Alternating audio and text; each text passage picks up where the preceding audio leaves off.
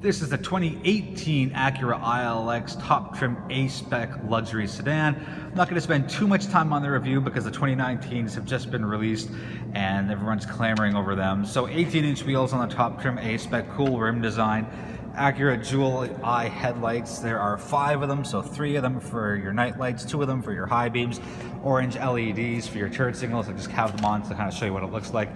Halogen fog lights. Let's take a look around the passenger side. Again, there's that nice 18-inch rim design. There's your A-Spec badging. It's just cosmetic stuff. It doesn't affect the performance. Performance actually is based off the old Civic Si. 2.4 liter 4-cylinder, 201 horse, 180 pound-feet of torque, run through the 8-speed dual clutch transmission. Lots of safety features here. Again, on the top trim, A-Spec, forward collision warning, lane departure warning, lane keep assist, adaptive cruise control, blind spot monitoring, 50 liters of gas, not bad to fill the tank, and you get 8.6 liters combined. 348 liters of cargo in the trunk, so you put some golf clubs, you put your groceries, you put whatever it is that you have in there. What else can we tell you? We went over the dual lights, which is cool. Rain sensing wipers come on the top trim only. I think that should have probably shown up on the, I guess, all the trims really, personally speaking. All right, that'll wrap up the outside. Let's jump into it and show you the inside of the 2018 Acura ILX top trim A-Spec. We're back with an inside look at the 2018 Acura ILX top trim A-Spec. So again, this has been around for a few years, and I like the way the dash looks. It's just nice, 2 simple dials. There's your middle info screen. You got all sorts of information by using these selector buttons as well. So I wonder if you can go through, come on. All right, so you get your settings, your tire pressure, all sorts of stuff. Anyways, you get Acura's typical stacked screen. So that is your GPS as well as your audio. Depends on what you want. And there is your touch screen. Very intuitive. Thank goodness there is a volume knob right there. Very, very happy with that. So this controls what happens up there. Again, very, very easy to use.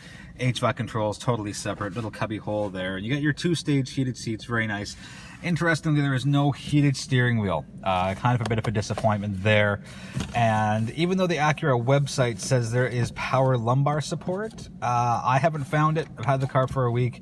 I've looked, I can't seem to find it.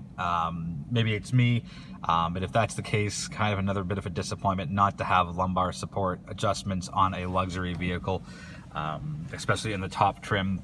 There's your gear shifter. So you do have sport mode, but you don't have eco, which, you know, whatever, no big deal. You do have your paddle shifters there. I don't really care much for paddle shifters myself. I don't really use them. I'd rather just let the car do all the work if it's an automatic transmission, which is, this is what it is. Handbrake position is a little interesting because it's really far up here. It's usually kind of buried back a bit, but as I turn around, show you the cup holders.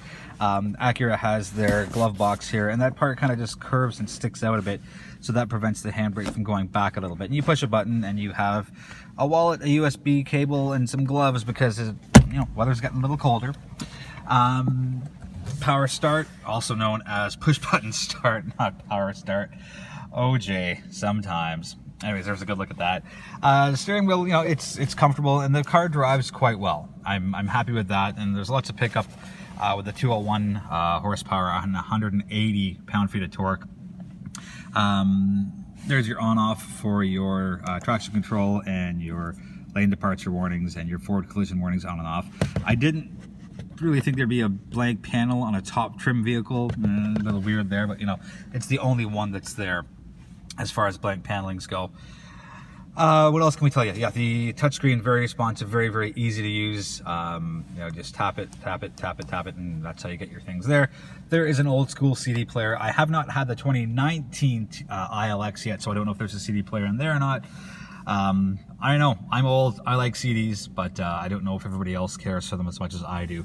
Putting my hand way up here because there is a power moonroof that comes with this, and that lets a little more light in to the cabin. Let's put a couple of extra lights on in here for a little more light. Oh, that's a little better.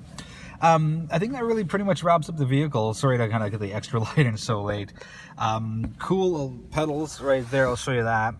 Very nice, again, top trim on the A-Spec model, which is what this is.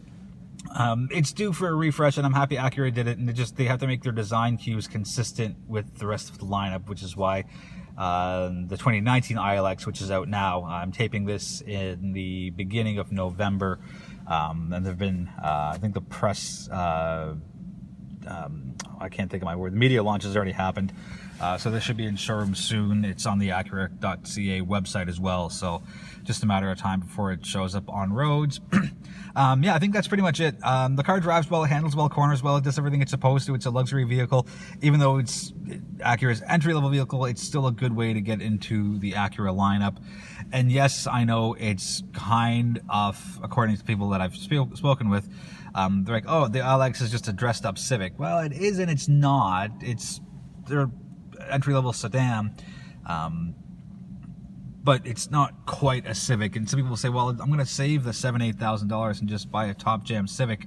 Side note, the Acura ILX top trim A-SPEC is about 36 grand. Little under 36 grand. And people will say, well, I can just get a Civic for, mid to high 20s. And yes, you can, but, the umbrella is Honda Acura, but clearly, their styling cues and comfort that you'll get in the the ILX that you will not get in the Civic. Anyways, my 2 cents on that. A couple of thousand moved last year of the ILXs, so people still want them. And I think with the new design language, same engine, new design, new look, I think people will be a little more interested. For those of you that don't want the crossover options, which are far and few between, but okay, I hear you, Acura. Anyways, we'll end up on the outside because I was just showing you the same thing on the inside over and over and over again. I don't mind the beak. I don't, whatever. Like, it's not great, but it's not ugly. It's not a ZDX. Sorry, guys, just no. Anyways, that wraps up the review. Any questions on the 2018 ILX, let me know in the comments section. Do my best to answer them, and as soon as I get the 2019 ILX book, there'll be a review up very shortly. Thank you for watching. Feel free to hit subscribe. I appreciate the support. Thank you so much, and we'll be back next time with another review from Modern Mississauga.